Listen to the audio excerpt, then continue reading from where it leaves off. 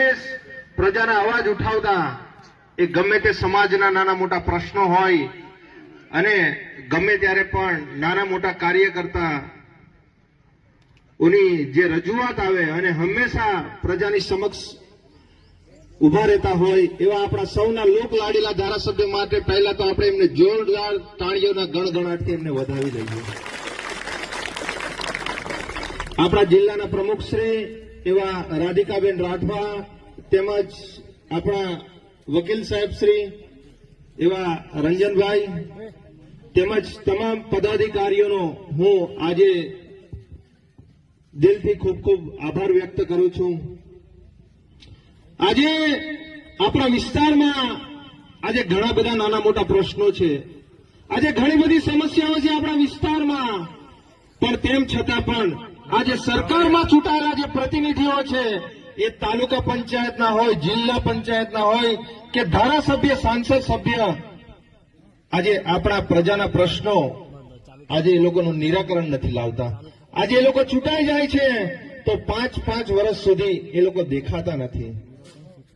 આજે આપણા વિસ્તારમાં અહીંયા જ હમણાં સાંસદનું ઇલેક્શન હતું, ધારાસભ્યનું ઇલેક્શન હતું. આજે તમે જુઓ ઉમરગામથી અંબાજી સુધી ઘણા બધા ધારાસભ્યો છે, તાલુકા પંચાયત, જિલ્લા પંચાયતના ચૂંટાયેલા પ્રતિનિધિઓ છે, પણ તેમ છતાં પણ આજે અમે ઘણા બધા વિસ્તારોમાં ફરીએ છીએ, ઘણા બધા લોકોની સમસ્યાઓ છે. આજે આપણે જોઈએ તો ઉમરગામથી અંબાજી સુધી આખો આપણો ટ્રાઇબલ વિસ્તાર આપણો વસે છે, પણ તેમ છતાં પણ આજે તમે આટલી બધી મોટી સંખ્યામાં આજે ડેડિયાપાડાથી એક નાનકડા ગામમાંથી આવેલા ધારાસભ્ય શ્રી ચૈતરભાઈ વસાવાનું તમે આજે ફૂલહારથી અને તાળીઓના ગણગણાટથી એટલું સરસ સ્વાગત કર્યું, એ બદલ અમે દિલથી આભાર વ્યક્ત કરીએ છીએ. આજે આપણા વિસ્તારમાં આપણી મહિલાઓનું ઘણું બધું શોષણ થઈ રહ્યું છે. આપણે જે નાના નાના ભૂલકાઓ છે, નાની નાની બાળકીઓ છે, એમની પર પણ આજે બળાત્કારો થઈ રહ્યા છે.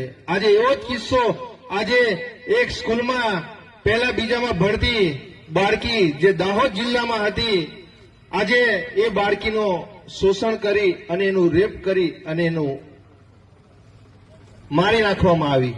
એવી જ ઘટના અત્યારે અઠવાડિયા 10 દિવસ પહેલા ઝઘડિયા જીઆઈડીસીમાં બની અને ત્યાં ગાડી પણ આપણા જ સમાજની દીકરી જે 10 વર્ષની હતી એનો રેપ કરવામાં આવ્યો અને એના જે પ્રાઇવેટ પાર્ટ છે એની અંદર સળિયો નાખી દેવામાં આવ્યો. પણ તેમ છતાં આજે આપણા વિસ્તારમાંથી ઘણા